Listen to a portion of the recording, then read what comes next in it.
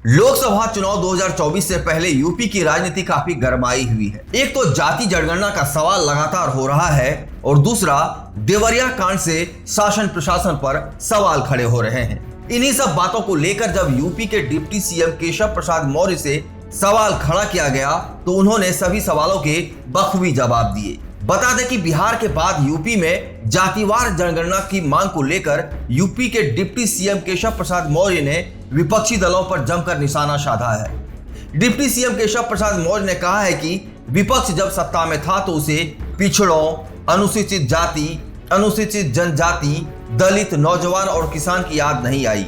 Deputy CM Keshav Prasad Maurya ने कहा कि विपक्ष को पता है कि वो 2024 के लोकसभा चुनाव में सत्ता में नहीं आने वाले हैं, इसलिए उन्हें अभी से पिछड़ों, दलितों और गरीबों की याद आ रही है। 2024 का लोकसभा चुनाव खत्म होने के बाद विपक्ष सबको भूल जाएगा।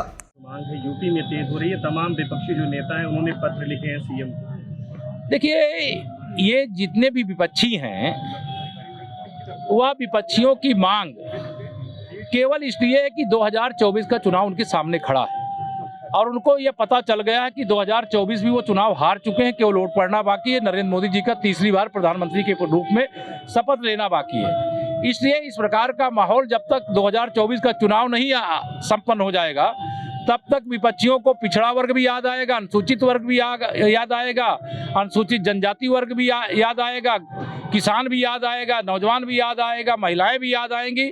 लेकिन जब ये सत्ता में थे इनको कोई याद नहीं आया और कहीं गलती से इनको कभी सत्ता मिल जाए तो इनको याद आने वाला भी नहीं है। इनको केवल सब हमारी सरकार सबका साथ, सबका विकास और इनका काम है कुछ का साथ और परिवार का विकास। अखिलेश यादव लगातार कानून व्यवस्था पर सवाल खड़े कर रहे हैं। उन्होंने देवरिया को लेकर के फिर से ट्वीट किया है, कहा कि सिर्फ प्रशासन कहता है लेकिन जमीन पर कुछ और है। नहीं, जमीन पे जो भी दोषी हैं उनको बख्शा नहीं जाएगा और आज तक उत्तर प्रदेश में कोई अपराध किया है तो उसे कोई बचा नहीं पाया है। जिन लोगों ने भी अपराध किया है उनको पकड़ा जाएगा, उनको कानून के हिसाब से कठोर सजा दिलाई जाएगी और उत्तर प्रदेश की धरती में इस प्रकार के अपराध को बर्दाश्त नहीं किया जाएगा। 24 को लेकर के क्या 24 में उत्तर प्रदेश में 80 की 80 लोकसभा जीतेंगे और देश में एक बार फिर 300 पार माननीय नरेंद्र मोदी जी की तीसरी बार सरकार। धन्यवाद।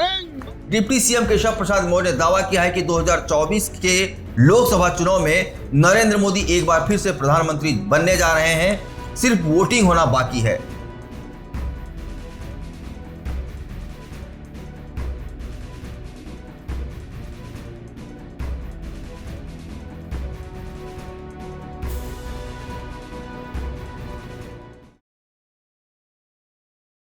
इस चैनल को देखने के लिए लाइक करें, सब्सक्राइब करें और बेल आइकन दबाना ना भूलें।